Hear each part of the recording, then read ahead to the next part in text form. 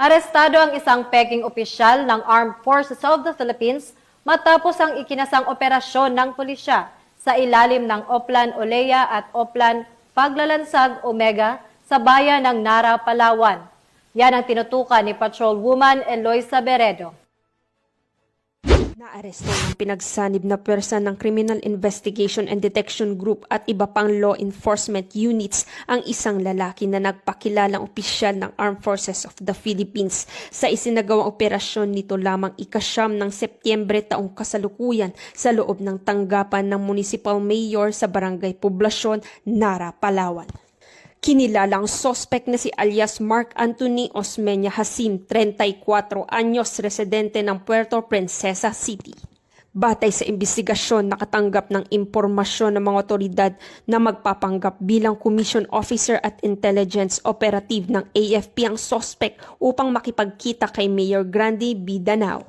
Kaagad na ikinasa ng mga operatiba ang operasyon sa pangunguna ng Criminal Investigation and Detection Group Puerto Princesa City Field Unit, katuwang ang CIDG Palawan Provincial Field Unit, Counterintelligence Task Force Puerto Princesa, and Provincial Intelligence Team Palawan, Regional Intelligence Unit Bimaropa, Nara Municipal Police Station at Intelligence Division ng Western Command ng Armed Forces of the Philippines. Sa pagpasok ng sospek at kanyang mga kasamahan sa tanggapan ng alkalde, nagpanggap itong opisyal ng AFP nang makahalata sa presensya ng mga operatiba. Nagtangka itong tumakas ngunit agad na nasukol at nadakip. Isinuko naman ng kanyang kinakasamang isang itim na shoulder bag na naglalaman ng mga sumusunod na ebidensya, isang kalibre .38 Smith & Wesson Springfield, 5 bala para sa kalibre .38, isang Philippine Army Identification Card, isang slim bag, isang bullring ng Philippine Army AFP, isang camouflage scarf, isang set ng General Office Attire uniform ng Philippine Army.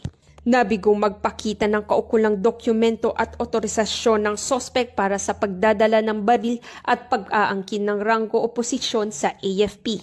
Dahil dito siya ay naharap sa kasong paglabag sa Section 28 ng Republic Act 10591 o Comprehensive Firearms and Ammunition Regulation Act, Article 177 ng Revised Penal Code, Usurpation of Authority, Article 178 ng Revised Penal Code, paggamit ng peking pangalan at pagtatago ng tunay na pangalan, at Article 179 ng Revised Penal Code, iligal na paggamit ng uniforme o insignia.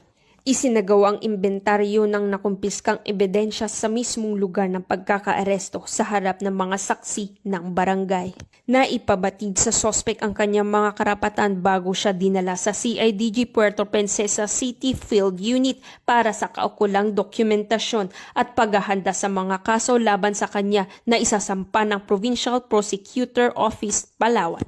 Ang matagumpay na pagkakaaresto kay alias Mark Anthony ay malinaw na nagpapakita ng masusing pagpapatupad ng batas at pagtutulungan ng iba't ibang ahensya ng pamahalaan. Ito ay alinsunod sa 7-point agenda ni Acting Chief PNP Police Lieutenant General Jose Melencio Nartates Jr., particular sa pagpapatibay ng integridad ng kapulisan, masusing kampanya laban sa kriminalidad at pagpapanatili ng kapayapaan at seguridad sa mga komunidad. Mula dito sa Palawan Police Provincial Office, ako ang inyong PNN Correspondent Patrolwoman Eloisa Joy Beredo, alagad ng batas, tagataguyod ng balitang